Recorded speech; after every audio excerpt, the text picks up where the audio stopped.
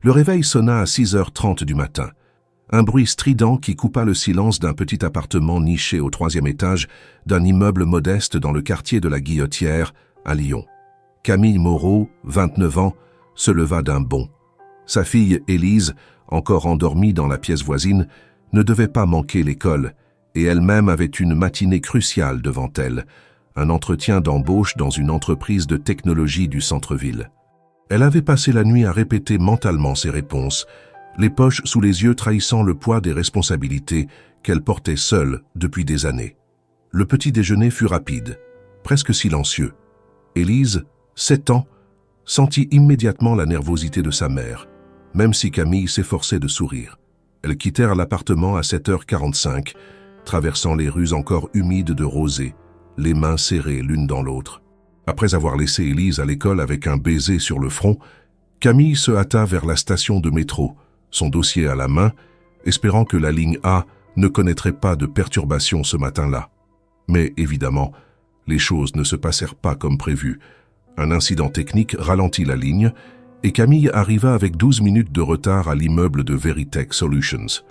À l'accueil, la secrétaire la scruta d'un regard peu aimable avant de l'inviter à patienter. Lorsqu'elle entra enfin dans la salle d'entretien, elle se retrouva face à un homme au costume strict, l'air froid et expéditif. Il consulta sa montre à 2 reprises pendant qu'elle essayait de se présenter. Ses réponses, préparées avec soin, semblaient désormais hésitantes. Ses mains tremblaient légèrement et ses mots s'enchaînaient avec moins de fluidité que prévu. L'intervieweur fronça les sourcils, notant quelque chose dans un carnet sans même la regarder dans les yeux. « Vous n'avez pas l'air prête pour ce poste, Madame Moreau. Nous cherchons quelqu'un de rigoureux et ponctuel. » Les mots tombèrent comme une claque. Camille tenta de se rattraper, parlant de sa motivation, de sa capacité d'adaptation, de ses expériences passées. Mais c'était trop tard. Il hocha la tête poliment, mit fin à l'entretien et la raccompagna sans un mot de plus. En sortant du bâtiment, le cœur de Camille battait plus fort que jamais, mais ce n'était pas de l'excitation. C'était une panique sourde, une honte tenace. Elle marcha vite, baissant la tête pour cacher ses larmes qui montaient malgré elle. L'humiliation, l'impression d'avoir tout gâché, la fatigue accumulée, tout se mélangeait dans un brouillard lourd. Elle n'osa même pas appeler sa mère pour lui raconter. Mais alors qu'elle descendait les marches de l'imposant immeuble de verre et d'acier, l'impensable se produisit. Un cycliste, déboulant trop vite sur le trottoir, manqua de peu de la percuter. En voulant éviter l'impact, un homme élégant, qui marchait en sens inverse, trébucha violemment tombant au sol.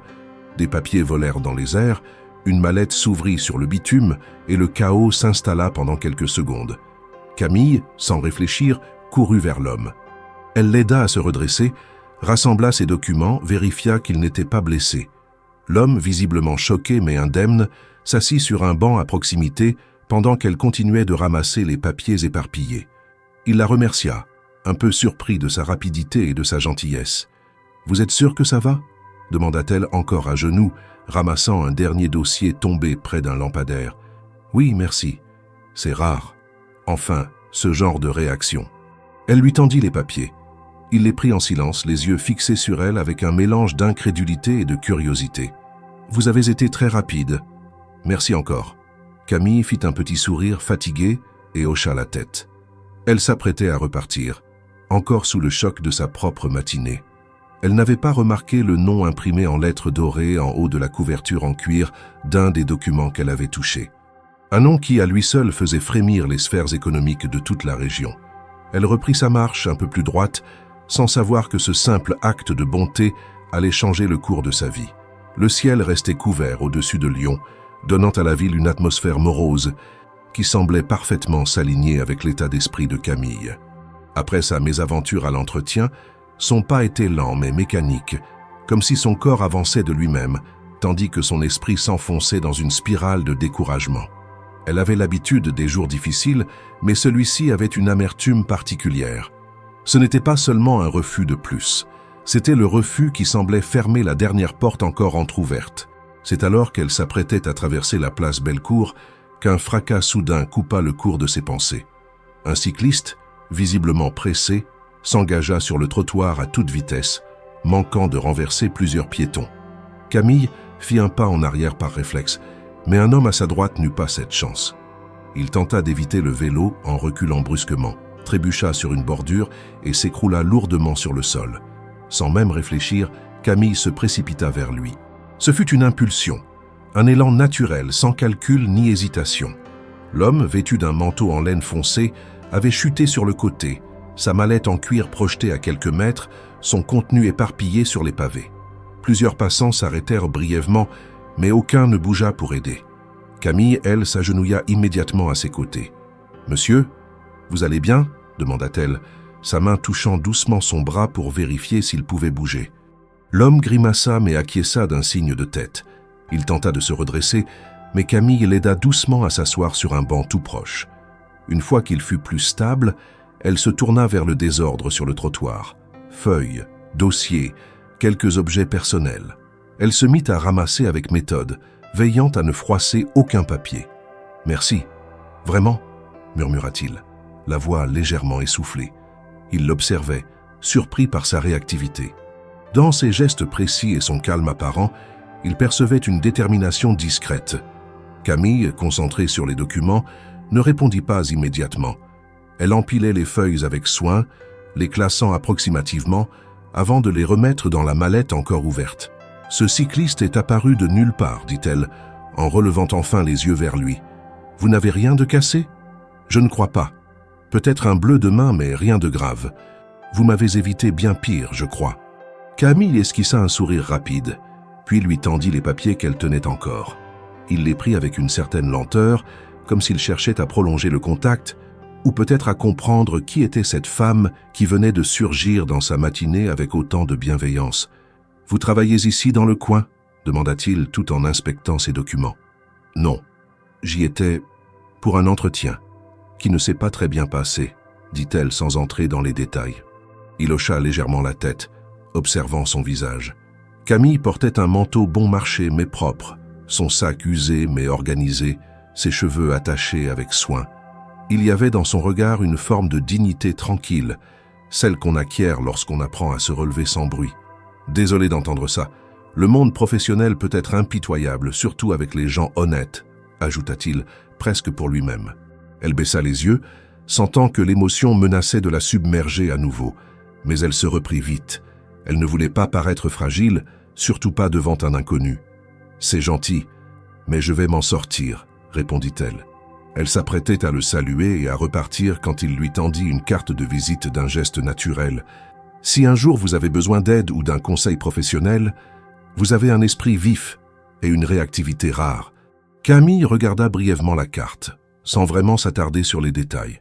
Elle était trop concentrée sur son besoin de quitter cette scène, d'échapper à la gentillesse inattendue qui risquait de faire craquer la façade qu'elle s'efforçait de maintenir. Elle glissa la carte dans son sac, hocha la tête en guise de remerciement et tourna les talons. Ce qu'elle n'avait pas remarqué dans le feu de l'action, c'était le nom imprimé en relief doré sur la couverture rigide d'un des dossiers qu'elle avait ramassé, ni le logo qui figurait en haut de plusieurs documents. Encore moins le regard insistant que le passant blessé lui avait lancé, tandis qu'elle s'éloignait. Il ne s'agissait pas d'un cadre moyen ou d'un simple homme d'affaires pressé. C'était Luc Dumont. Et bien qu'elle n'ait pas encore fait le lien, lui savait déjà que cette femme, croisée au détour d'un accident anodin, ne quitterait pas ses pensées de sitôt. Luc resta assis quelques minutes de plus, son regard suivant la silhouette de Camille qui s'éloignait dans la foule. Il avait l'habitude de croiser des gens, d'en recruter, de les observer. Mais elle n'avait rien demandé, rien exigé. Elle avait simplement agi, instinctivement, efficacement, humainement. Et c'était précisément ce qui l'intriguait. Il rassembla ses affaires et se leva lentement, sentant une légère douleur dans sa hanche droite. Il avait une réunion dans moins d'une heure, mais son esprit n'était plus tout à fait là. Pendant ce temps, Camille continuait son chemin. Elle pensait déjà à Élise, à ce qu'elle pourrait bien lui dire ce soir, à ce qu'il restait dans le réfrigérateur. Elle n'avait pas remarqué que son regard était plus clair qu'en sortant de l'immeuble, ni que ses épaules étaient un peu moins courbées. Dans sa poche, la carte de Luc Dumont vibrait doucement contre la doublure de son sac, silencieuse promesse d'un tournant invisible. Mais pour Camille, c'était juste un geste de politesse entre deux inconnus. Elle rentra chez elle sans se douter que son destin venait d'être subtilement mais définitivement déplacé. Le retour de Camille à son appartement se fit dans un silence pesant, ponctué seulement par le bruit monotone des talons sur les trottoirs inégaux du quartier. Le ciel, encore chargé de nuages gris, semblait lui aussi alourdir chaque pas qu'elle faisait. Son esprit essayait de ne pas ruminer l'échec de l'entretien, mais les mots du recruteur résonnaient encore avec une précision cruelle. Pas prête. 2 mots simples, mais capables de fissurer la carapace que Camille avait patiemment construite. En franchissant le seuil de son immeuble, elle remonta les 3 étages en marchant lentement, prenant soin de ne pas réveiller la douleur dans ses genoux qu'elle attribuait à la fatigue constante. Elle poussa la porte de son petit 2 pièces et une odeur familière de lessive bon marché et de vieux parquet l'accueillit. L'espace était modeste mais rangé, résultat d'un effort quotidien pour que l'endroit reste un cocon sûr pour Élise. Ce n'était pas grand-chose, mais c'était leur refuge. La première chose que Camille fit fut de retirer ses chaussures et d'ouvrir la fenêtre du salon, laissant entrer un souffle d'air frais. Elle s'assit ensuite sur le canapé usé, les mains sur les genoux, et resta là quelques minutes, immobile. Dans un coin de la pièce, une pile de courriers non ouverts menaçait de tomber. Rappel de paiement, facture d'électricité, relance de la CAF. Elle les connaissait presque par cœur. Elle savait exactement combien il lui restait sur son compte. 58 € et quelques centimes. De quoi tenir encore une semaine à condition de ne pas avoir d'imprévu. Un bruit de clé dans la serrure la sortit de ses pensées. C'était Élise, accompagnée de leur voisine, Madame Laurent, qui la gardait parfois après l'école quand Camille avait un rendez-vous. La petite fille entra en courant, son sac à dos rebondissant derrière elle. « Maman, regarde, j'ai eu un bon point aujourd'hui. » Camille força un sourire et ouvrit les bras. Élise s'y précipita, riant, innocente. « C'est formidable, ma chérie, tu es vraiment une championne. » Elle l'embrassa sur le front, puis remercia Madame Laurent avec chaleur avant de refermer la porte. Une fois seule, elle aida sa fille à retirer son manteau, puis l'installa dans la cuisine pour qu'elle fasse ses devoirs. Pendant ce temps, Camille ouvrit le réfrigérateur. Une brique de lait entamé, 2 œufs, un reste de riz et un fond de confiture. Ce soir, ce serait omelette. Encore. Elle s'en voulait un peu, mais Élise n'était pas difficile. L'enfant mangeait tout sans se plaindre, comme si elle comprenait à sa manière que les choses n'étaient pas faciles. Pendant que l'omelette cuisait, Camille alluma son ordinateur portable, posé sur la petite table basse du salon. L'écran mit du temps à s'allumer comme chaque jour. Elle ouvrit sa boîte mail. Rien de nouveau à part quelques messages automatiques de sites d'emploi. Elle soupira et se remit à envoyer son CV à une dizaine de nouvelles annonces. Assistant administratif, réceptionniste, préparateur de commandes, tout ce qui ne demandait pas de diplômes spécifiques ou d'expérience trop pointue. Elle adaptait chaque lettre de motivation, même si elle savait que peu de recruteurs prenaient vraiment le temps de les lire. Élise termina ses devoirs sans difficulté. Après le repas, elles s'installèrent ensemble sur le canapé pour lire une histoire. C'était leur rituel du soir. Camille ne voulait pas que sa fille sente le poids de leurs difficultés. Elle faisait tout pour lui donner un sentiment de normalité. Quand Élise s'endormit dans ses bras, Camille la porta doucement jusqu'à son petit lit, recouvert d'une couverture rose qu'elle adorait. Elle resta un moment à la regarder dormir, puis retourna dans le salon. Il était presque 11 heures du soir. La fatigue lui écrasait les épaules, mais elle rouvrit l'ordinateur. Elle vérifia une dernière fois sa boîte mail. Toujours rien. Elle resta là à fixer l'écran vide jusqu'à ce que ses paupières deviennent trop lourdes.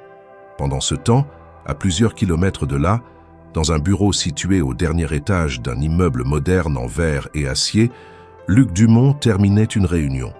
Son regard était distrait et ses collaborateurs le remarquèrent. Lui, d'ordinaire si concentré, semblait absent. Il pensait à cette femme du matin. Cet inconnu qui, en l'espace de quelques minutes, avait changé le cours de sa journée. Pas par ses mots, par ses gestes, par son attitude, par ce mélange de simplicité et d'assurance tranquille. Luc se souvenait du regard de Camille, d'une franchise rare. Il n'avait pas posé de questions tout de suite, mais dès son retour au bureau, il avait fait quelques recherches. Il avait reconnu son nom sur un formulaire qu'elle avait rempli plus tôt dans la matinée. Camille Moreau. Elle avait passé un entretien dans sa propre entreprise ce même jour. Un entretien que son responsable des ressources humaines avait d'ores et déjà classé comme non concluant. Luc relut le rapport. Il y trouvait des phrases comme « arrivée en retard »,« discours confus »,« manque d'expérience dans le secteur technologique ». Rien de surprenant dans ce type de retour. Ce qu'il trouvait surprenant, c'était la dissonance entre ce compte rendu impersonnel et la femme qu'il avait rencontrée. Il décida alors de consulter son CV. Bac littéraire, quelques expériences dans l'administration, un parcours haché mais cohérent. Une période de pause entre 2 emplois, probablement due à la maternité. Il y avait une ligne qui attira son attention. Expérience dans le milieu associatif, accompagnement de familles monoparentales. Il posa le CV et resta pensif. Il y avait quelque chose à creuser. Pas pour la sauver, pas par pitié, mais parce qu'il y avait là une ressource humaine que personne dans son équipe n'avait su lire correctement. À minuit passé, Camille s'était finalement assoupie sur le canapé, la tête posée contre l'accoudoir, une couverture fine sur les jambes. Son ordinateur encore allumé éclairait faiblement la pièce. Dans un onglet, une lettre de motivation restait inachevée. Dans un autre, une offre d'emploi qui venait d'expirer. Ce qu'elle ignorait, c'est qu'à cet instant précis, son nom venait d'être mentionné dans une réunion confidentielle et que la perception de son potentiel venait de changer radicalement. Le lendemain matin, Camille fut réveillée non pas par le réveil habituel, mais par un coup de téléphone. Encore ensommeillée, elle attrapa son portable sur la table basse, pensant d'abord à un appel de l'école ou à une erreur. L'écran affichait un numéro inconnu. Elle hésita une seconde, puis décrocha avec une voix encore fatiguée. « Bonjour Madame Moreau, ici Léa Perrin, assistante au département d'innovation de Veritech Solutions. Je vous appelle suite à une recommandation interne, une très forte recommandation, pour vous proposer un nouvel entretien. Cette fois directement avec notre direction stratégique. Est-ce que vous seriez disponible demain matin à 9 h? Camille, surprise, cligna plusieurs fois des yeux pour s'assurer qu'elle ne rêvait pas. Elle s'assit lentement, la couverture glissant de ses épaules. Oui, bien sûr. Merci beaucoup, mais... Pardon, je ne comprends pas très bien. Vous parlez d'une recommandation? Oui, tout à fait. Il s'agit d'une recommandation venant de très haut dans notre hiérarchie. On m'a demandé de vous recontacter personnellement. Aucun autre détail ne m'a été transmis. Je peux vous envoyer une confirmation par email avec les informations précises si vous le souhaitez. Oui, je vous remercie, répondit Camille, encore un peu déboussolée. Elle raccrocha, fixa l'écran de son téléphone, puis se leva en hâte pour vérifier sa boîte mail.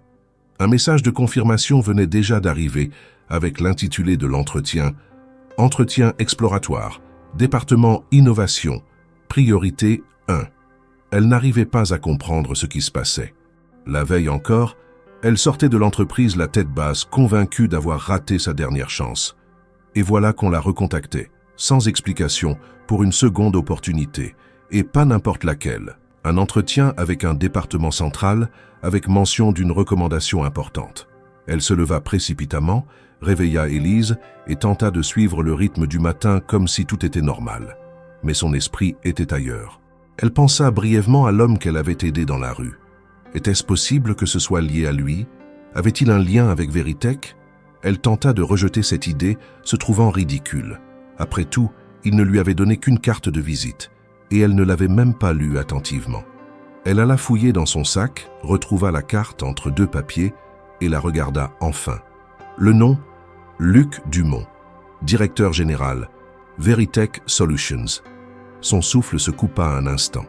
Le souvenir du dossier qu'elle avait ramassé, avec le logo de l'entreprise, les feuilles tamponnées, tout prit soudain sens. Elle resta figée, la carte dans la main, incapable de parler pendant quelques secondes.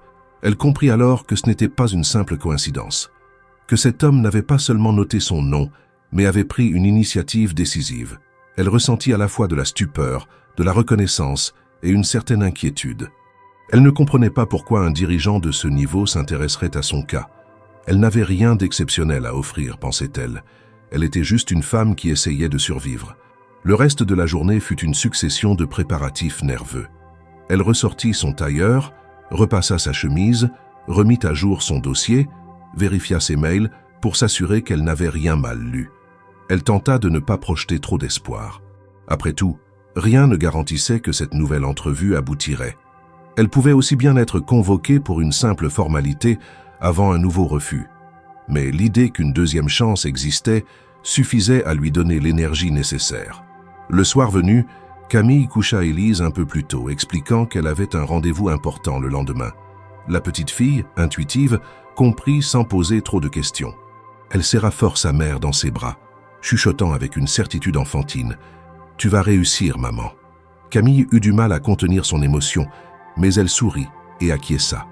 Une fois seule, elle s'assit devant son miroir, tenta de calmer sa respiration, puis relut quelques notes qu'elle avait préparées. Le lendemain, elle se leva bien avant l'aube. Elle prépara Élise en silence, la conduisit à l'école, puis prit le métro plus tôt que nécessaire. Elle préférait arriver en avance, quitte à attendre dehors. Le souvenir de son retard précédent lui collait encore à la peau. En approchant du siège de Véritech, elle remarqua qu'on lui avait demandé de se présenter non pas à l'accueil principal, mais à une entrée latérale réservée au personnel exécutif. Un badge temporaire l'attendait, et un agent de sécurité l'accompagna jusqu'à un ascenseur réservé. Chaque détail de cette visite était différent. On ne la fit pas patienter sur une banquette impersonnelle comme la dernière fois. Une assistante l'attendait dès sa sortie de l'ascenseur et la conduisit directement à une salle de réunion au design épuré, située au dernier étage, offrant une vue panoramique sur la ville. Quand la porte s'ouvrit, Camille eut un sursaut. Assis à l'autre bout de la pièce, vêtu d'un costume impeccable, se trouvait l'homme qu'elle avait aidé, Luc Dumont. Il se leva à son entrée, un sourire discret aux lèvres, et s'avança vers elle. « Camille Moreau, c'est bien cela? Je suis ravi que vous ayez accepté de revenir. Cette fois, nous allons pouvoir parler dans de meilleures conditions. » Camille, surprise, parvint à acquiescer sans trouver tout de suite ses mots. Luc lui fit signe de s'asseoir et prit place en face d'elle. La salle était silencieuse, lumineuse, mais l'atmosphère était différente. Il n'y avait pas de stress palpable, pas de froideur administrative, seulement une curiosité partagée. « Je suppose que vous avez quelques questions, » dit-il en s'appuyant légèrement sur le dossier de sa chaise. Camille se racla la gorge. « Oui, en fait, je ne comprends pas vraiment pourquoi je suis ici. Je veux dire, après ce qui s'est passé hier, je ne m'attendais pas à être rappelé. » Luc hocha la tête avec calme. « Je comprends, et je vais vous expliquer. Ce que j'ai vu hier dans la rue m'a plus appris sur vous que n'importe quelle lettre de motivation. Ce n'était pas une mise en scène, ce n'était pas un test. C'était juste vous, face à une situation imprévue. Et j'ai vu quelqu'un qui agit, qui prend les devants, qui fait ce qu'il faut sans hésiter. » Il marqua une pause, la fixant avec une intensité tranquille. « Et je crois que ce sont ces qualités-là qui manquent cruellement dans notre entreprise, celles qu'on ne lit pas sur un CV. » Camille resta silencieuse. Ce qu'il disait semblait sincère, mais elle ne savait pas encore comment interpréter son intérêt. Elle n'avait jamais été valorisée de la sorte, jamais regardée comme une ressource humaine potentielle par quelqu'un d'aussi haut placé. Elle reprit finalement la parole. « Je n'ai pas de formation en innovation. Je ne suis pas ingénieur. Je n'ai pas fait d'école de commerce. » Luc sourit légèrement. « Et pourtant, vous êtes ici. Ce que j'ai en tête pour vous n'a rien à voir avec un poste technique. Mais cela, nous allons en parler plus en détail dans un instant.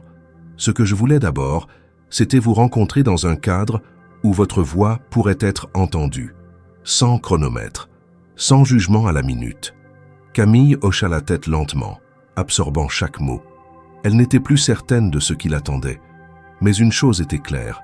Cette fois, elle était vue, entendue, considérée. Et ce simple changement de regard avait déjà tout bouleversé. Camille s'efforça de rester droite sur sa chaise, tandis que Luc Dumont s'asseyait en face d'elle, l'air à la fois détendu et attentif. Elle ne pouvait détacher ses yeux de lui.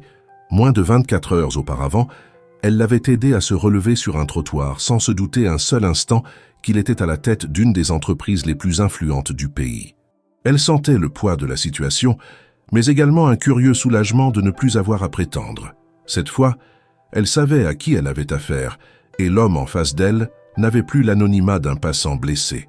Luc, quant à lui, semblait à l'aise. Il observait Camille avec une attention manifeste, mais dénuée de supériorité. Il n'y avait ni trace de pitié, ni tentative de charme dans son comportement.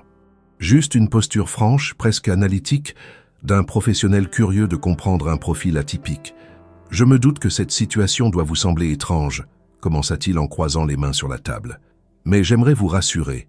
Ce n'est ni un test, ni un caprice. J'ai simplement vu en vous quelque chose qui mérite qu'on s'y attarde. Vous ne correspondez pas au profil habituel, et c'est justement ce qui m'intéresse. » Camille ne répondit pas tout de suite. Elle préférait écouter, laisser l'homme développer sa pensée avant de se risquer à interpréter ses intentions.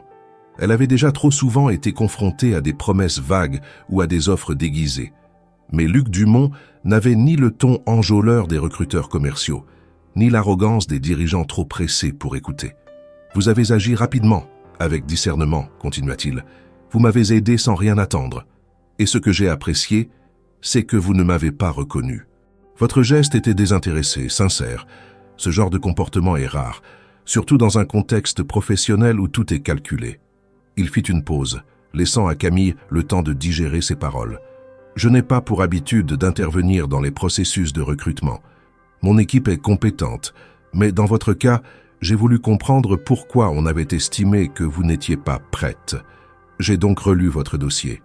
Et j'ai vu une femme qui, malgré les obstacles, continue de chercher, de tenter, de construire. » Camille sentit une chaleur étrange monter dans sa poitrine.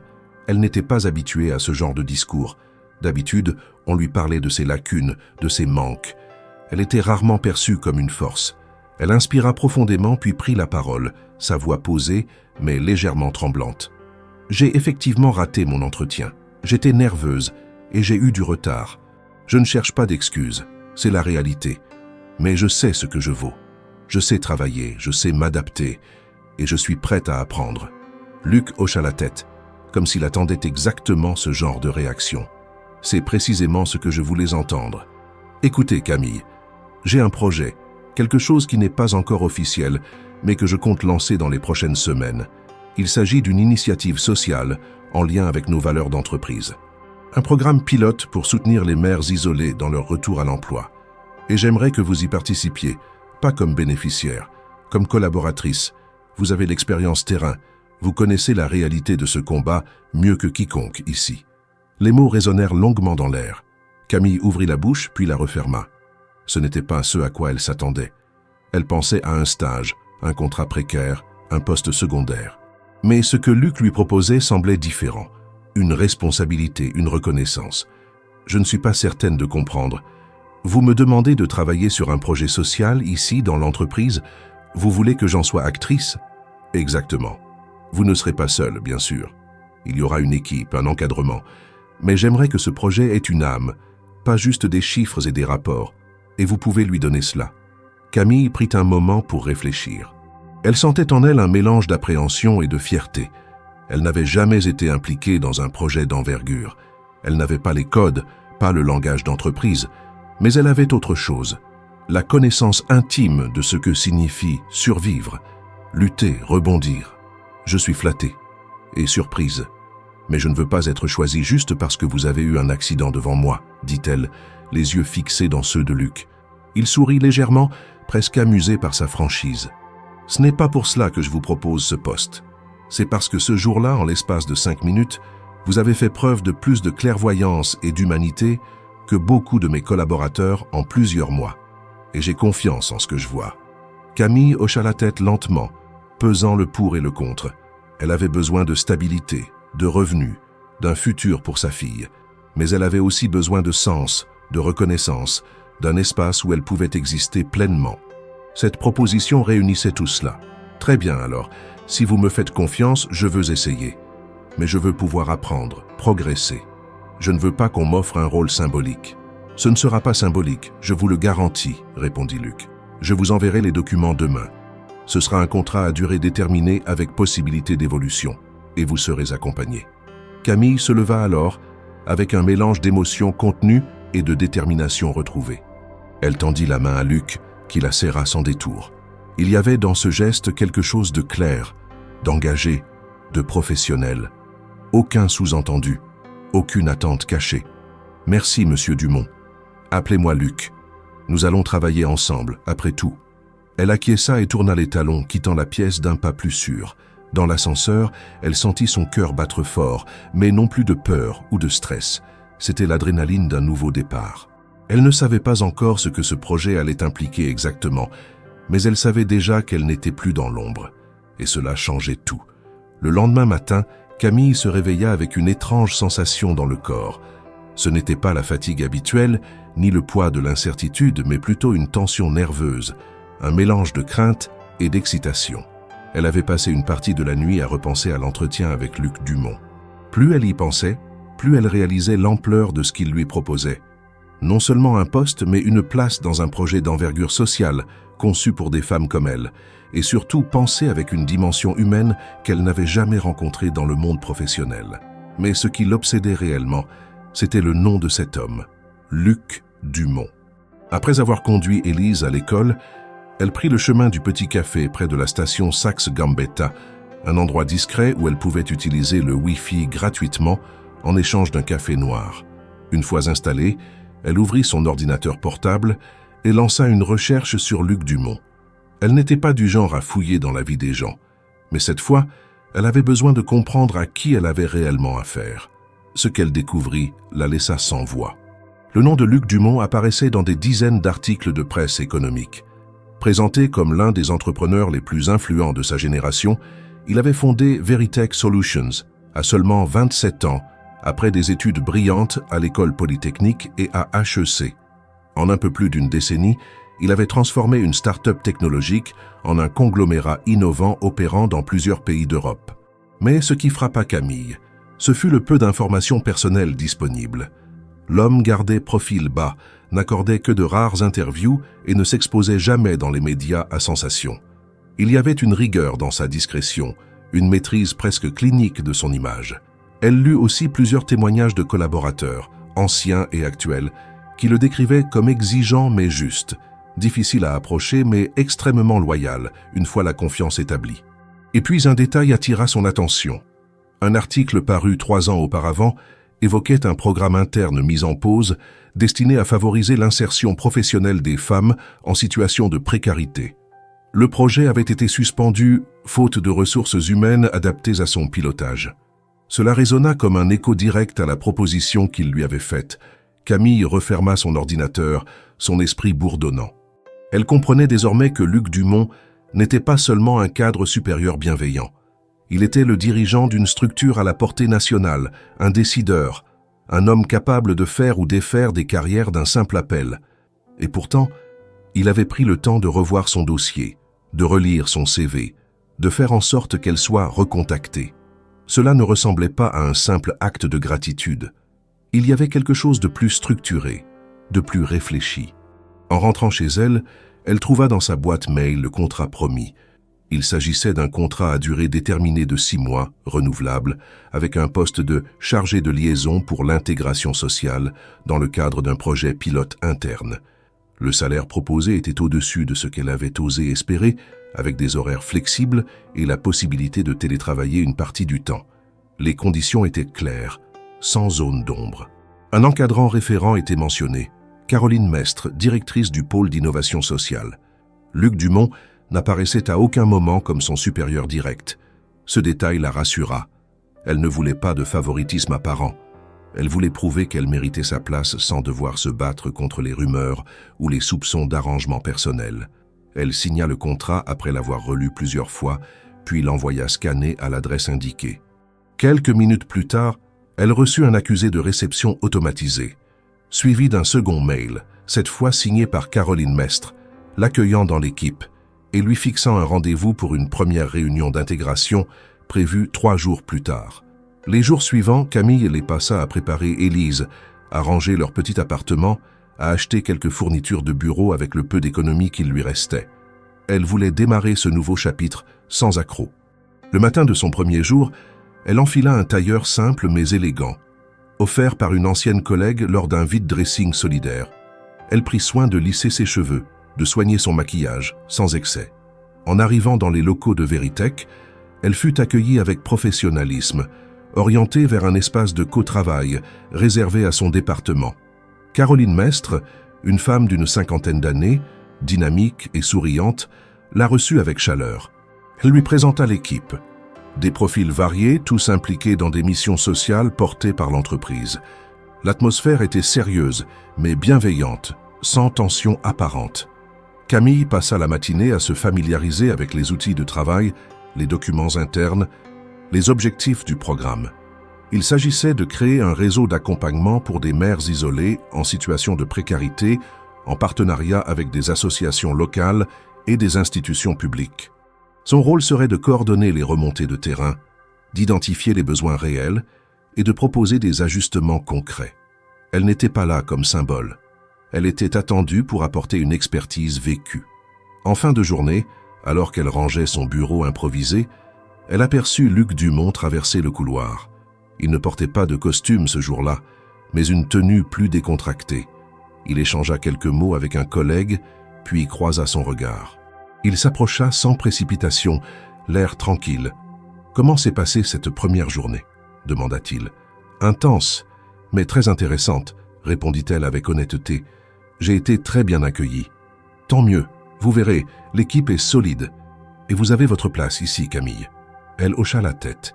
Il y avait dans sa voix cette même certitude calme qui l'avait marquée dès leur premier véritable échange. « Je dois avouer que je ne savais pas qui vous étiez quand je vous ai aidé, dit-elle, un peu gênée. « C'est justement ce qui m'a permis de voir qui vous êtes, répondit-il, et c'est cela qui m'importe. » Il s'éloigna ensuite, sans insister. Camille le regarda partir, consciente qu'elle venait d'entrer dans un univers radicalement différent de tout ce qu'elle avait connu jusque-là. Mais cette fois, elle n'était pas là par hasard. Elle était là parce que quelqu'un, quelque part, avait choisi de regarder autrement. Et surtout, parce qu'elle avait su répondre à ce regard avec dignité. Camille se réveilla ce matin-là avec une impression nouvelle. Ce n'était plus seulement le poids de l'incertitude, mais la sensation d'être en chemin vers quelque chose de concret. Elle se prépara avec soin, mais sans excès, sachant que chacun de ses gestes allait reparticiper à la première journée d'un nouveau rôle. Elle conduisit Élise à l'école, échangea quelques mots avec la maîtresse qui complimenta la tenue de la petite, puis prit le métro avec un sentiment mêlé d'excitation et de responsabilité. Arrivée à l'immeuble de la société, elle sentit une énergie différente à l'accueil. C'était comme si tous les visages se souvenaient de son nom, comme si elle entrait dans une pièce où l'on avait déjà parlé d'elle. Ce n'était pas un mirage, elle avait désormais un rôle à tenir. Elle salua l'assistante qui la conduisit jusqu'au bureau de son tuteur. Une jeune femme souriante, qui l'attendait déjà avec un plan de travail et une tasse de café chaude. Le programme social se mettait en place. Mais ce matin, ce fut surtout le moment où la proposition concrète lui fut soumise. Luc Dumont, le CEO, l'invita à une rencontre informelle dans un salon de l'immeuble, une pièce vitrée avec vue sur la Saône. Il y entra et la salua avec simplicité. « Bonjour Camille », fit-il. « Merci d'être venue si tôt. Je ne veux pas vous mettre de pression, mais j'aimerais que nous parlions de ce que je vous propose exactement. » Elle s'assit, l'observant. Il y avait dans son regard une clarté nouvelle, l'assurance d'un dirigeant habitué à obtenir des résultats, mais aussi la patience d'un mentor. Il lui tendit une feuille de papier. Le contrat était déjà signé, mais ce document précis détaillait la mission, les objectifs, les moyens et les indicateurs. Il y était écrit noir sur blanc. Chargé de liaison, projet mère solo. Durée 6 mois renouvelable. Budget initial, équipe interne, partenariat associatif, rapport trimestriel, etc. Mais ce n'était pas tant le contenu que la manière dont il la décrivait qui la marqua. Vos expériences personnelles assurent une légitimité reconnue. Votre attitude quotidienne sera un atout, une voie nécessaire. Voilà, dit Luc, ce que je vous propose. Vous prendrez en charge le pilotage d'une initiative au sein de notre entreprise, mais en lien direct avec des associations et des institutions. Vous aurez à identifier les mères isolées proches de notre réseau, évaluer leurs besoins, proposer des formations, établir des calendriers et suivre les résultats. Vous serez responsable non seulement de la mise en œuvre, mais de la remontée terrain-direction. Vous serez notre pont. Camille sentit son cœur s'arrêter un instant. Le mot « responsable » résonna plus fort qu'elle ne s'y attendait. Elle inspira profondément. « Je comprends bien », répondit-elle. « J'accepte cette proposition. Mais je veux être claire. Je ne veux pas être un symbole. Je veux que cette initiative ait un réel impact. Je veux que chaque mère que j'accompagne ne se sente pas aidée, mais accompagnée. Je veux que ce projet change quelque chose. » Luc sourit légèrement, mais son regard ne fléchit pas. « C'est exactement ce que je veux entendre. Le résultat sera mesuré, les moyens mis à disposition. Mais il commence par une vision, et votre position est essentielle. Vous aurez un budget, une petite équipe, et vous serez directement rattaché à moi pour ce projet. Ce n'est pas un rôle secondaire. » Elle hocha la tête, la voix un peu tremblante. « Très bien. Quand doit-nous commencer ? » ?»« Dès demain matin. Nous avons déjà prévu la première réunion avec les partenaires associatifs. Vous pourrez présenter le projet dès le début. Et je veux que vous prépariez une feuille de route pour la semaine prochaine. » Soudain, Camille se sentit confrontée à la réalité du terrain. Elle se leva, prit un carnet, un stylo et demanda « Quel est le budget initial et l'équipe dont je dispose ?» Il lui répondit par un geste « Venez » et la conduisit dans un open space. Il y avait une table installée, quelques ordinateurs et 3 personnes qui l'attendaient. Il y avait une coordonnatrice de formation, un chargé de communication et une assistante administrative. Il y avait déjà un agenda pour la semaine, des courriels préparés. Le budget était mentionné dans une enveloppe sur la table. « Budget initial, 100 000 €, lui dit-il. « C'est modeste pour un projet national, mais suffisant pour démarrer. Vous aurez accès à la salle de réunion, à une ligne interne, à des locaux de l'association partenaire et un temps de travail alloué. L'équipe, 3 personnes comme vous, voyez plus tard manière. Et je veux que dans 3 mois, vous puissiez présenter un rapport chiffré de l'impact et une proposition d'extension. » Camille prit une profonde inspiration. Elle avait bien conscience de ce que cela impliquait. Ce n'était pas seulement un job. C'était une responsabilité humaine, logistique, financière. Elle repensa à sa fille Élise, à toutes les nuits d'inquiétude, à toutes les factures impayées. Aujourd'hui, elle pouvait faire davantage que survivre. Elle allait contribuer à quelque chose. La réunion commença aussitôt. Luc fit les présentations et expliqua que ce projet était important pour l'entreprise, non pas uniquement pour l'image, mais pour la stratégie. Il s'agissait de faire de la responsabilité sociale une réalité opérationnelle. Il demanda à l'équipe de se présenter, de parler de leur parcours, de leurs forces. Puis il laissa la main à Camille. Elle se leva, le travail déjà présent dans son esprit. Elle commença par expliquer pourquoi elle avait accepté, non pas en tant que formalité, mais parce que ce thème lui parlait. Elle évoqua sa propre situation de mère seule, la fragilité financière, le besoin d'intégration, la volonté de changer. Elle parla sans fioriture, avec sincérité. Les 3 personnes l'écoutèrent attentivement. Aucun regard de pitié, seulement de respect.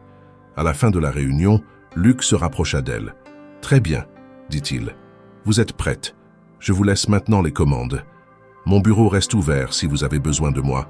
Bienvenue officiellement dans l'équipe. » Alors que l'équipe se dispersait, Camille resta quelques secondes assise, regardant autour d'elle. Elle réajusta ses documents, ouvrit son carnet et nota les premières idées. Un forum de rencontre, une journée d'information, un module de formation, un suivi individuel. Elle sentit un mélange de fierté et d'appréhension, mais surtout la conscience que l'action commençait vraiment. En rentrant chez elle ce soir-là, elle se surprit à sourire. Le trajet en métro lui parut plus léger qu'à l'aller. Elle pensa à Élise qui l'attendait, à la chaleur de leur logement, même s'il était modeste. Et elle se dit que cette fois, elle n'était pas simplement une rêveuse ou une candidate parmi d'autres. Elle avait une mission, une place. Et cela changeait tout. Elle s'endormit tard, le carnet ouvert sur la table de nuit, des idées griffonnées jusque tard dans la soirée. Elle ne savait pas encore comment ce projet allait évoluer, ni quels obstacles se présenteraient. Mais elle savait une chose, elle n'était plus seule, et elle n'était plus dans l'ombre. Au fil des semaines, le projet dirigé par Camille prit forme. Ce qui n'était au départ qu'une esquisse sur un document PowerPoint devint une véritable initiative structurée.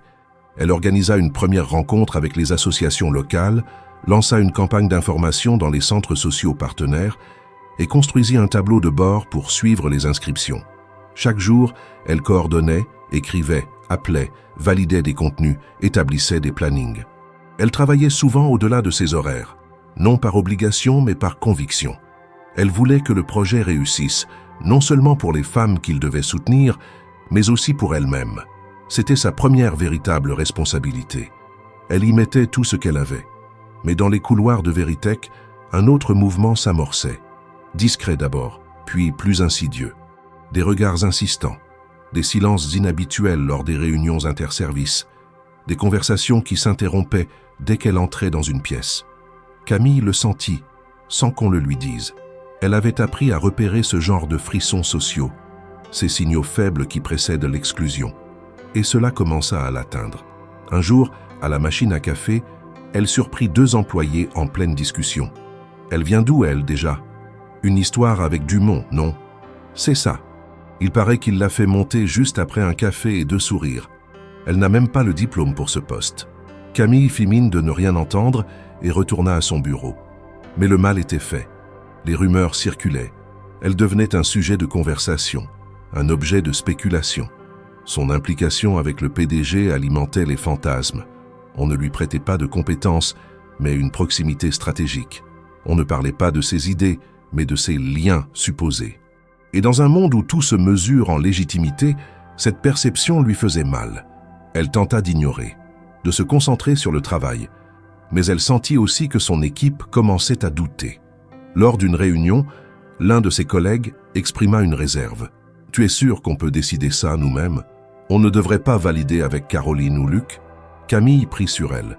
Elle expliqua calmement que leur marge d'autonomie avait été définie au départ, que les décisions opérationnelles relevaient de son périmètre. Mais elle vit bien dans les yeux des autres que quelque chose avait changé. Sa parole ne suffisait plus. Elle devait désormais prouver chaque jour qu'elle méritait sa place. C'était épuisant. Un soir, elle resta plus tard que prévu pour boucler un dossier. Elle croisa une responsable RH dans l'ascenseur, qui lui lança avec un ton léger mais tranchant « Encore en train de sauver le monde ?» Camille répondit par un sourire poli. Mais à l'intérieur, elle bouillonnait. Elle n'avait jamais demandé de traitement de faveur. Elle avait travaillé plus que requis. Elle s'était investie au point d'en négliger ses propres besoins. Pourtant, tout cela semblait secondaire face à l'image qu'on projetait d'elle. À la maison, elle n'en parla pas à Élise. Elle gardait son visage calme, ses gestes doux comme pour protéger leur bulle. Mais une nuit, elle se réveilla en sursaut, le cœur battant, envahie par une impression d'étouffement. Elle se demanda si elle devait arrêter, si tout cela en valait la peine. Elle repensa à l'entretien raté, au jour où elle avait aidé Luc, au moment où tout avait basculé. Et elle se demanda, aurait-elle eu cette opportunité si elle ne l'avait pas croisé? Cette pensée la blessa plus qu'elle ne voulait l'admettre. Le lendemain matin, elle arriva au bureau plus tôt encore que d'habitude. Elle passa par la salle de réunion, récupéra les derniers documents, ajusta le programme de la présentation hebdomadaire.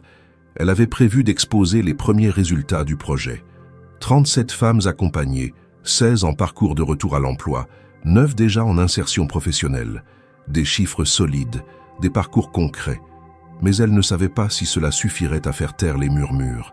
La réunion débuta à 9 heures précises. Caroline Mestre était là, ainsi qu'un représentant du département communication et 2 membres du conseil de direction. Camille présenta son travail avec rigueur, sans effet de manche. Elle montra les chiffres, expliqua la méthode, partagea des extraits de témoignages. Elle parla de Marie, une mère de 2 enfants qui avait repris une formation en secrétariat grâce au programme. De Soraya, sortie d'un centre d'hébergement, aujourd'hui salariée dans une cantine scolaire. Elle parla avec clarté et précision, sans chercher l'émotion mais sans l'éviter non plus. Quand elle eut terminé, il y eut un bref silence, puis des hochements de tête, quelques félicitations discrètes, mais rien qui suffise à éteindre les jugements. Camille le sentait. Elle remercia l'Assemblée et retourna à son poste. Ce n'est que l'après-midi que les choses prirent une tournure inattendue. Luc Dumont entra dans l'espace de travail sans prévenir. Il salua brièvement, observa les bureaux, puis s'arrêta à côté de Camille. « Vous avez quelques minutes ?» Elle acquiesça. Il l'invita à le suivre. Ils se rendirent dans une petite salle de réunion vitrée.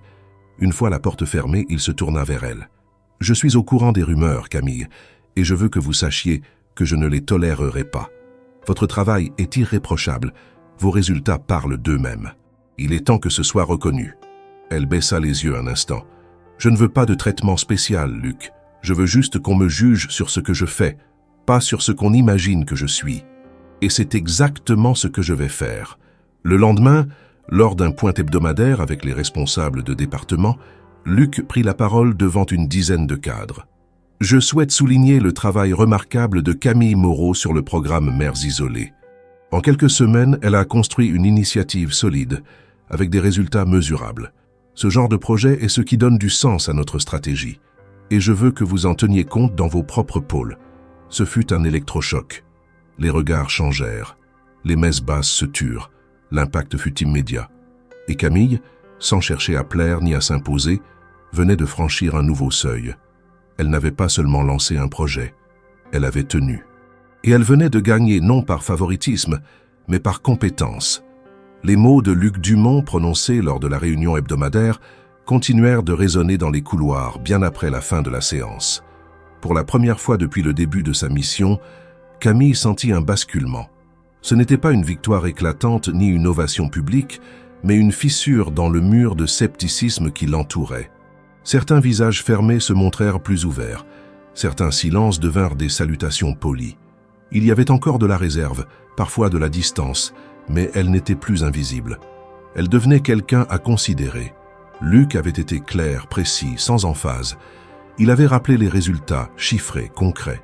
Il avait cité les noms des bénéficiaires, les étapes franchies, les obstacles surmontés. Et surtout, il avait affirmé publiquement que l'initiative portée par Camille s'inscrivait désormais dans la stratégie de l'entreprise. Ce n'était plus un simple projet expérimental, c'était une orientation. Le lendemain de cette réunion, Camille retrouva dans sa boîte mail plusieurs messages qu'elle n'attendait pas.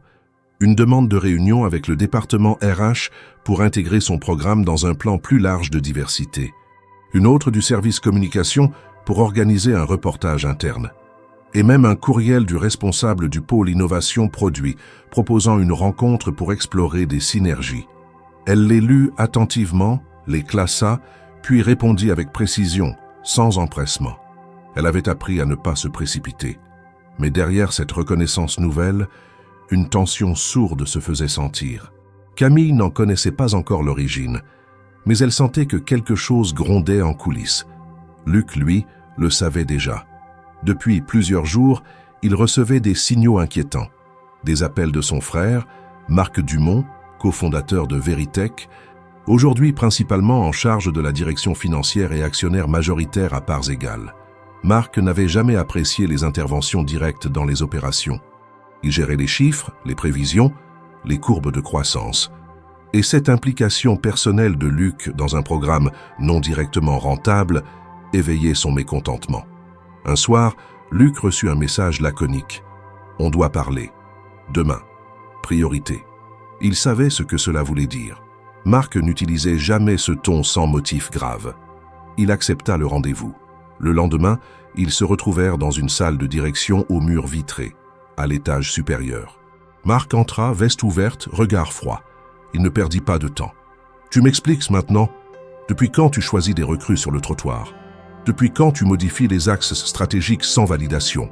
Luc resta calme. « Je n'ai enfreint aucune règle. Le projet a été validé par la direction innovation. Il est suivi, évalué, structuré. Et les résultats sont là. » Marc leva les mains, agacé. « Ce n'est pas la question.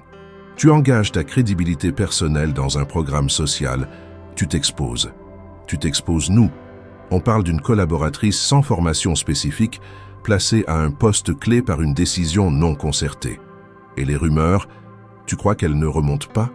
Tu as idée de ce que ça donne à l'extérieur? » Luc planta son regard dans celui de son frère. « Je me fiche des ragots. Ce que je vois, ce sont des résultats. » Camille a relevé un défi en moins de 2 mois, que personne ici n'aurait osé assumer. Elle construit, elle fédère, elle livre. Et si certains sont gênés, c'est parce qu'ils n'ont pas vu venir une compétence hors des circuits habituels. Tu prends un risque, et tu le prends seul. Luc se leva lentement. Ce n'est pas un risque, c'est un choix, et il est assumé. La réunion se termina sans accord, sans compromis. Mais Luc savait que le conflit ne resterait pas en interne. Il faudrait bientôt faire un choix plus large. Pendant ce temps, Camille continuait son travail, sans savoir les tensions qu'elle provoquait au sommet. Elle préparait la prochaine phase du programme, l'ouverture d'un espace d'accueil pilote, en partenariat avec 2 associations locales. Elle organisa une session de formation interne sur les enjeux des familles monoparentales, fit venir des intervenantes de terrain, intégra des témoignages, lança une enquête de satisfaction. Puis un jour, alors qu'elle consultait ses mails en fin d'après-midi, elle reçut un message inattendu. Objet: félicitations.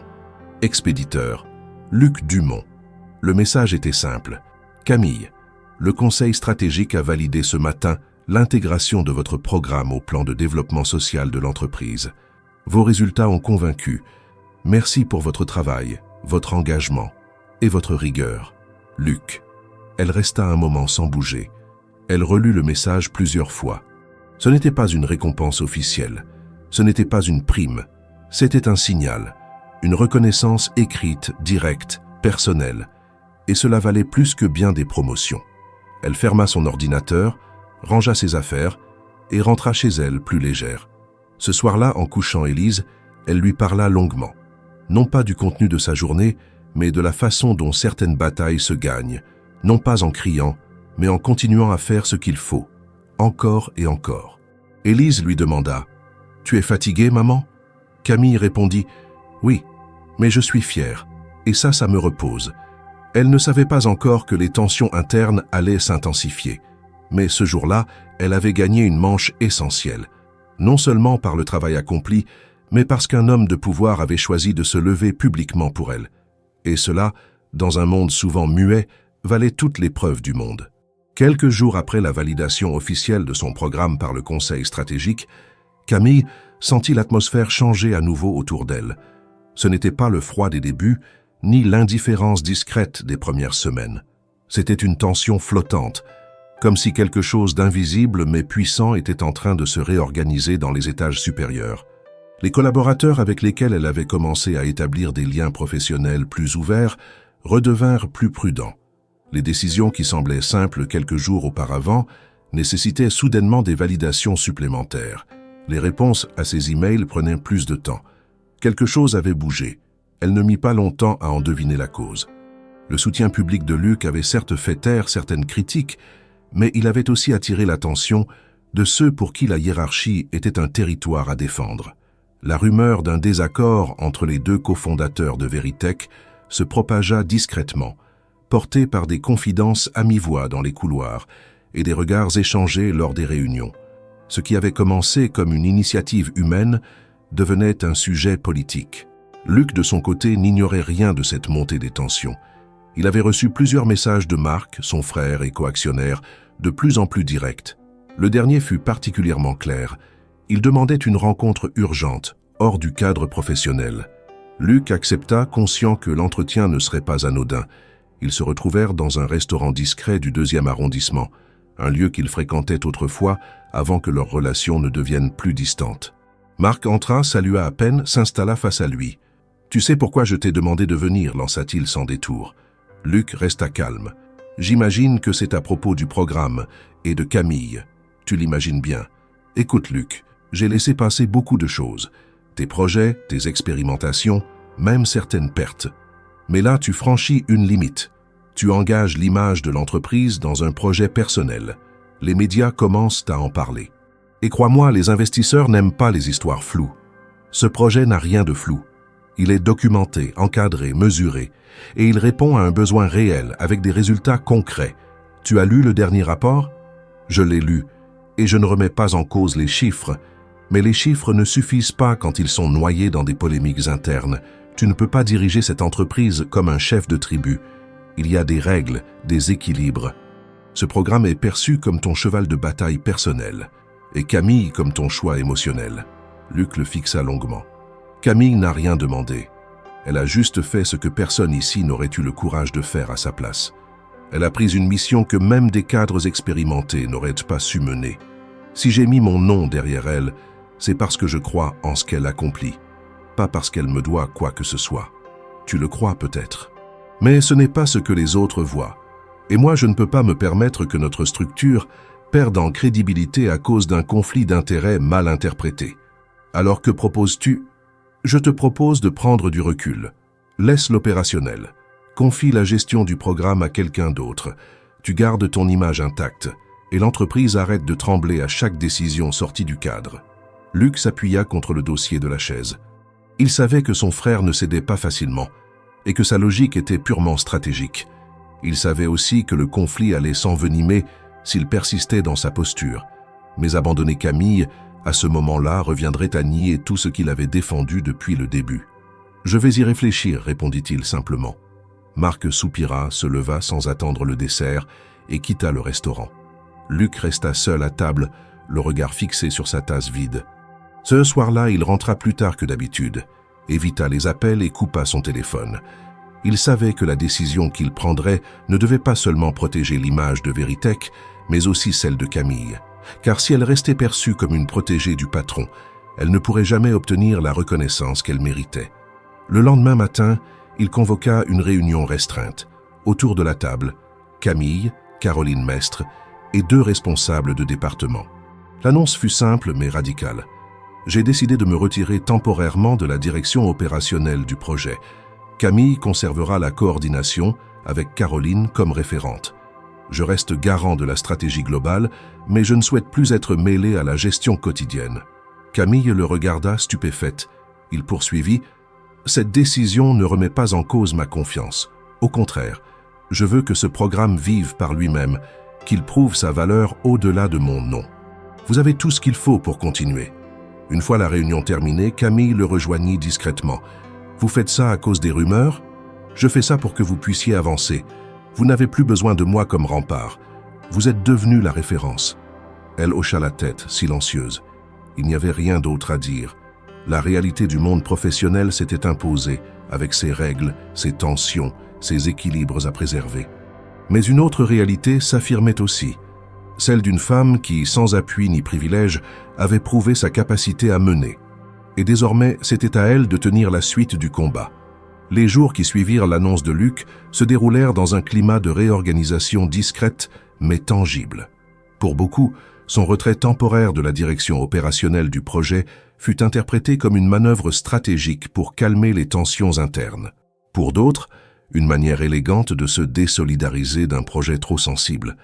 Mais pour Camille, cette décision fut un signal fort, un acte de confiance et en même temps, un passage de relais irrévocable. Elle comprit qu'elle était désormais seule à la barre, qu'il n'y aurait plus de filet de sécurité, plus de figures tutélaires pour la protéger ou la guider dans les moments délicats. Ce qui avait commencé comme une chance inattendue devenait maintenant une charge pleine et entière. Elle se rendit au bureau le lundi suivant avec une concentration nouvelle. Elle avait préparé un nouveau plan d'action, remanié certaines orientations du programme, intégré les remarques reçues lors des réunions précédentes. Elle convoqua une session de travail avec son équipe pour fixer les priorités du trimestre. Développement de nouveaux partenariats, consolidation des dispositifs d'accompagnement, extension du modèle dans 2 autres régions. Ses collègues, qui l'avaient d'abord vue comme une présence éphémère, commencèrent à percevoir en elle une autorité légitime. Elle maîtrisait ses sujets, connaissait ses chiffres et, surtout, savait écouter. Elle ne cherchait pas à s'imposer par le statut, mais par la clarté de sa vision et l'efficacité de ses décisions. Mais derrière ce calme apparent, un bouleversement plus profond se préparait. Un matin, alors qu'elle préparait les documents pour une réunion avec la préfecture, elle reçut un message de Luc. Il était bref. « Peux-tu passer à mon bureau en fin de journée ?» Elle accepta sans poser de questions. Il ne lui avait plus adressé de message personnel depuis son retrait du projet. Cela suffisait à éveiller sa curiosité. À 17 heures, elle frappa à la porte de son ancien bureau. Luc l'invita à entrer, lui proposa un siège et lui servit un café. Il n'avait pas son habituel air serein. Son visage était marqué par la fatigue, les traits tirés. « Camille » commença-t-il, « je vais être direct. J'ai pris une décision qui va probablement changer la donne pour beaucoup ici, y compris pour vous. » Elle le regarda attentive. « Je quitte provisoirement la direction générale de Veritech. » Le silence fut immédiat. Camille, d'abord figée, tenta de comprendre ce que cela impliquait. Il poursuivit, calmement. « J'ai besoin de me retirer. Pas seulement pour apaiser les tensions internes, mais aussi parce que je ressens le besoin de recentrer mon engagement. J'ai créé cette entreprise pour innover, pour transformer, pour bousculer les modèles.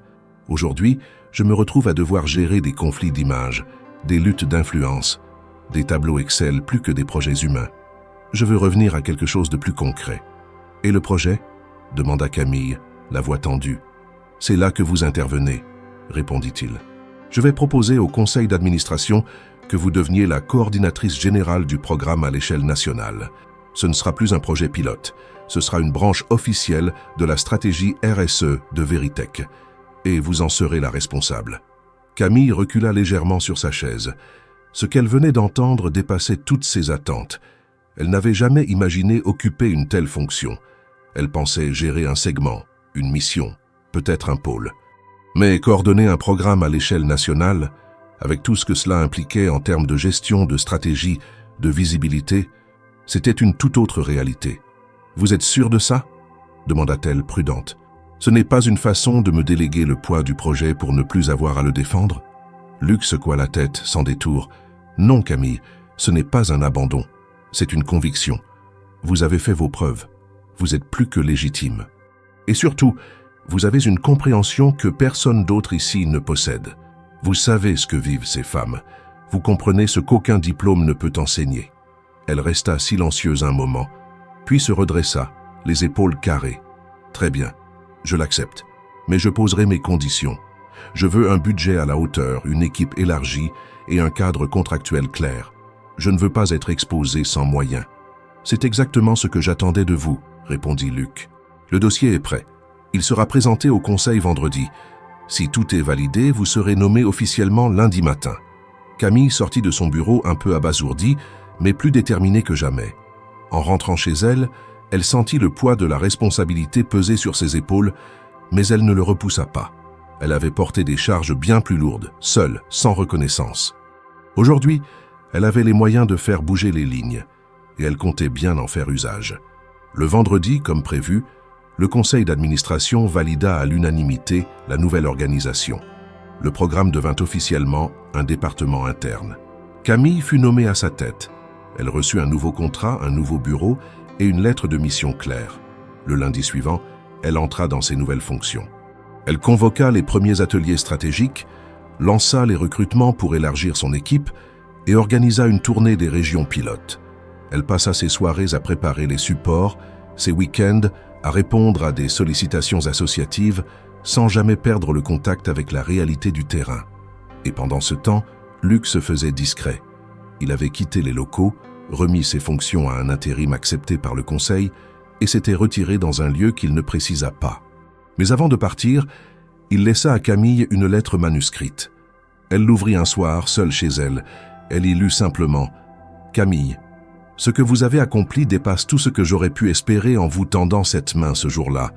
Ce n'est pas votre parcours qui m'a convaincu, c'est votre force, votre constance, votre clarté. Continuez, pas pour moi, pour celles qui viendront après vous. Luc. » Elle replia la lettre, la rangea dans un tiroir et retourna à ses documents. Elle savait désormais que sa mission ne dépendait plus de la validation de quiconque. Elle avait franchi le seuil, et elle comptait bien ouvrir d'autres portes derrière elle. Depuis sa nomination officielle à la tête du programme national, Camille entamait ses journées avant même le lever du soleil. Elle préparait Élise pour l'école, répondait à des courriels en buvant son café, révisait ses notes de réunion dans le métro et rejoignait ses équipes avec un calme méthodique. Elle n'était plus dans la posture de celle qui devait prouver sa place. Elle était désormais l'autorité qui orientait, décidait, consolidait. Son travail prenait une ampleur qu'elle n'aurait jamais pu imaginer quelques mois plus tôt. Le programme s'était implanté dans 4 régions. Les premiers résultats remontés par les associations partenaires étaient solides et la presse spécialisée commençait à s'y intéresser. Malgré cette reconnaissance grandissante, Camille restait concentrée, prudente. Elle savait que la réussite d'une initiative sociale ne reposait pas uniquement sur les bons chiffres, mais sur la durabilité, la continuité et surtout la fidélité à la réalité des bénéficiaires. C'est pourquoi elle continuait à rencontrer personnellement les participantes du programme, à écouter leur parcours, à comprendre leurs besoins réels. Elle ne voulait pas devenir une dirigeante hors sol. Elle voulait rester ancrée. Ce fut lors d'un de ses déplacements à Lille qu'un événement inattendu ramena Luc dans son quotidien. Elle s'entretenait avec une mère de 2 enfants, récemment embauchée après une formation en comptabilité, soutenue par le programme, lorsque son téléphone vibra. Un message. Expéditeur. Luc Dumont. 3 mots seulement. Dispo demain? Déjeuner? Sans hésiter, elle répondit « Oui, midi ». Le lendemain, ils se retrouvèrent dans un petit restaurant discret près du parc de la Tête d'Or à Lyon. Luc était visiblement fatigué, les traits tirés, mais le regard toujours aussi perçant. Il commanda simplement un plat du jour et s'intéressa immédiatement à l'évolution du programme. « Tu as fait du chemin depuis notre dernière rencontre dans ce bureau », dit-il en souriant. « Et vous aussi. même si j'imagine que le silence n'est pas toujours reposant. Non, mais il est parfois nécessaire. Il marqua une pause, puis reprit avec un ton plus personnel. Je voulais te voir pour une autre raison, quelque chose que je n'ai jamais partagé, et que je crois important maintenant. Camille le regarda sans dire un mot. Luc était rarement aussi direct sur lui-même. Tu sais, j'ai grandi avec ma mère seule. Mon père est parti quand j'avais 8 ans. Il n'est jamais revenu. Ma mère a tout fait pour que mon frère et moi ne manquions de rien. Elle cumulait 2 emplois, parfois 3. Elle dormait peu. Elle ne se plaignait jamais. Elle ne demandait rien à personne. Il s'arrêta, visiblement ému, mais continua. J'ai souvent pensé que j'avais réussi malgré mon passé. Mais en réalité, j'ai réussi grâce à elle. C'est elle qui m'a montré ce qu'est la constance, le courage, la lucidité. Quand je t'ai vu ce jour-là dans la rue, ce n'est pas de la pitié que j'ai ressentie. C'est une réminiscence. Tu m'as rappelé elle. Non dans tes gestes, mais dans ton regard. Dans ta manière de ne pas t'effondrer, même quand tout semblait contre toi. Camille resta silencieuse. Elle comprenait mieux maintenant l'acharnement discret avec lequel Luc avait soutenu son intégration. Ce n'était pas une faveur, ce n'était pas un élan de charité. C'était un lien invisible, personnel, presque intime, que lui seul pouvait expliquer. « Pourquoi ne l'avoir jamais dit ?» demanda-t-elle. « Parce que je ne voulais pas te faire porter ça. Ton mérite est le tien. Ce programme existe grâce à ton travail, pas à mes souvenirs. Mais aujourd'hui, je crois que tu dois savoir. Tu portes cette mémoire-là, à ta manière, et tu la transmets sans le savoir à celle que tu accompagnes. » Camille sentit un frisson la parcourir. Elle ne répondit pas tout de suite. Elle réfléchissait à ce que cela signifiait. Pas pour elle seule, mais pour le regard que Luc posait sur les trajectoires humaines. Il ne s'agissait plus de structure, de poste, de carrière. Il s'agissait de reconnaissance, de continuité humaine, de ces ponts silencieux entre générations de femmes qui tiennent malgré tout. Le reste du déjeuner se déroula dans une atmosphère plus détendue. Ils parlèrent des obstacles encore à franchir, des résistances dans certains départements, des ajustements à apporter aux outils d'évaluation. Mais quelque chose avait changé entre eux. Camille ne voyait plus Luc comme une figure d'autorité ou un allié bienveillant. Elle le voyait comme un homme porteur d'une histoire parallèle, qui avait su reconnaître dans son parcours une force qu'il avait lui-même puisée ailleurs, plus jeune. Avant de se séparer, Luc lui serra la main longuement. « Continue. Tu es exactement là où tu dois être. » Camille rentra chez elle le cœur plus apaisé mais la tête pleine. Ce que Luc lui avait confié n'était pas une confidence anodine. C'était une transmission, un ancrage, une manière de dire que ce qu'elle faisait avait un sens bien plus large que celui inscrit dans les comptes rendus. Elle repensa à sa propre mère, à son silence, à ses efforts, et elle se dit que, peut-être, elle aussi laisserait à Élise une empreinte invisible mais durable. Le lendemain, elle reprit le travail comme si de rien n'était. Mais dans chaque décision, chaque phrase écrite, chaque appel passé, elle mit un peu plus de cette mémoire-là. Non pas pour s'en glorifier, mais pour l'honorer, parce qu'elle savait désormais que ce passé, loin d'être un frein, était une fondation solide, et que c'était en s'en souvenant pleinement qu'elle pourrait bâtir un futur réellement transformateur. 6 mois après sa nomination officielle, Camille entra dans la salle de conférence du siège parisien de Veritech, le cœur ferme et la tête haute. Devant elle, une trentaine de responsables régionaux, plusieurs représentants d'organisations partenaires et quelques journalistes spécialisés dans l'économie sociale. Le programme qu'elle avait contribué à créer et qu'elle dirigeait désormais à l'échelle nationale allait être présenté comme un exemple de politique d'innovation sociale réussie. Ce jour-là, elle n'était plus une figure périphérique ni une exception tolérée. Elle était une référence. La salle était sobre, lumineuse, parfaitement agencée. Camille s'installa derrière le pupitre, connecta son ordinateur et lança sa présentation. Pendant qu'elle parlait, ses diapositives défilaient, données d'impact, taux d'insertion professionnelle, témoignages vidéo de mères ayant bénéficié de l'accompagnement, extraits de partenariats locaux, projections budgétaires. Chaque information était précise, chaque mot mesuré. Elle n'avait plus besoin de défendre sa position, elle exposait des faits.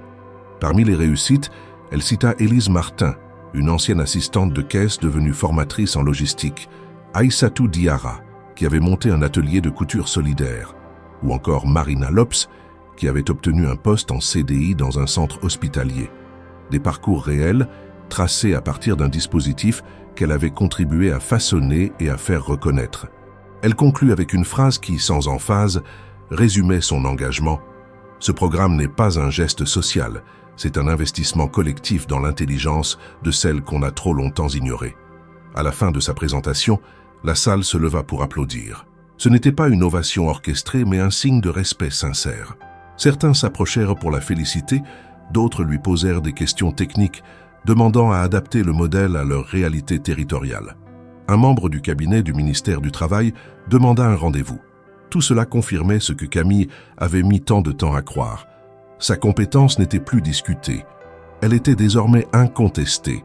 Mais au-delà des chiffres et des résultats, c'est dans sa vie personnelle que le changement s'était le plus profondément enraciné. Élise, aujourd'hui âgée de 8 ans, avait vu sa mère se transformer sous ses yeux. Elle n'était plus la femme fatiguée, soucieuse à chaque fin de mois, tentant de masquer ses inquiétudes derrière des sourires mécaniques. Camille était devenue une mère présente, concentrée mais surtout fière. Leur quotidien avait changé. Le frigo n'était plus vide, les courses n'étaient plus une angoisse. Et les devoirs du soir se faisaient dans un environnement calme, avec un espace dédié, un bureau, une lumière correcte, et parfois même un mot d'encouragement écrit sur une petite note. Les week-ends, Camille les passait désormais entre balades au parc, préparation de réunions et lecture. Elle avait repris goût à la lecture, elle qui, autrefois, n'en avait plus la force ni le temps. Elle relisait parfois des essais sur l'économie sociale, d'autres fois des romans qu'elle avait laissés inachevés. Elle retrouvait aussi le plaisir de ne rien faire, de regarder Élise jouer sans que son esprit soit hanté par la prochaine facture à payer. Luc, de son côté, était resté en retrait, mais ils échangeaient régulièrement. Leur relation avait évolué vers une amitié franche, sobre, sans ambiguïté. Il la considérait comme une partenaire d'égal à égal. Elle, comme un allié stratégique, mais aussi une personne qui, au bon moment, avait vu ce que personne d'autre n'avait su discerner. Leur dialogue se nourrissait d'idées, de constats, d'ajustements sur les enjeux sociétaux qu'ils tentaient, chacun à leur manière, de faire bouger. Il n'y avait entre eux ni promesse romantique ni proximité affective inutile. C'était une relation professionnelle de grande confiance, nourrie par le respect mutuel. Une forme de lien rare construit dans l'épreuve et entretenu dans la clarté. Ils se parlaient peu, mais chaque échange comptait. Un jour, alors qu'elle revenait d'une rencontre à Marseille, Camille reçut un message de Luc. « Félicitations, le programme est cité en commission nationale. Tu viens de passer un cap que peu atteignent. » Elle répondit simplement « Merci, mais ce n'est qu'un début. » Et elle le pensait vraiment. Car Camille, malgré ses accomplissements, ne se considérait pas arrivée. Elle savait qu'il restait encore tant à faire, convaincre davantage d'acteurs privés d'intégrer les réalités monoparentales dans leurs politiques internes, développer des modules de formation continue, accompagner les femmes dans la reprise de confiance à long terme, intégrer des dimensions juridiques pour mieux défendre leurs droits, renforcer le lien entre l'entreprise et les services publics.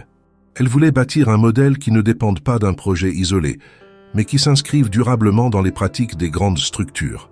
Lorsqu'elle repensait à son propre parcours, elle ne ressentait ni honte ni amertume.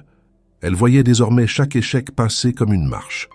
Le jour de l'entretien raté, le métro en retard, les regards froids, les refus silencieux, tout cela faisait partie du chemin. Ce n'étaient plus des cicatrices, ce furent des signes. Un soir, alors qu'elle lisait une histoire à Élise, cette dernière l'interrompit pour lui poser une question. « Maman, tu te souviens du jour où tu avais dit que tu avais raté un entretien ?»« Bien sûr. »« Pourquoi ? C'était quand exactement ?» Camille réfléchit un instant, puis elle sourit. « C'était le jour où tout a commencé, en fait. Et c'était vrai. Ce jour qui avait semblé être un échec de plus fut en réalité le point de bascule. Ce n'était pas la fin d'une tentative, mais le début d'un bouleversement. Ce que Camille avait construit depuis ne tenait pas à un miracle, à une rencontre magique ou à un destin tombé du ciel. Il reposait sur une série de choix, de volontés tenaces, de gestes concrets. Un avenir transformé, né d'un simple réflexe humain, aider quelqu'un qui venait de tomber. Elle se leva, ferma le livre, embrassa sa fille et éteignit la lumière. Demain serait encore une longue journée. Mais elle savait maintenant qu'elle était prête, pas seulement pour gérer mais pour transmettre, pour faire en sorte que d'autres femmes comme elle trouvent une place non pas offerte mais conquise, et cela, elle ne laisserait plus personne l'effacer.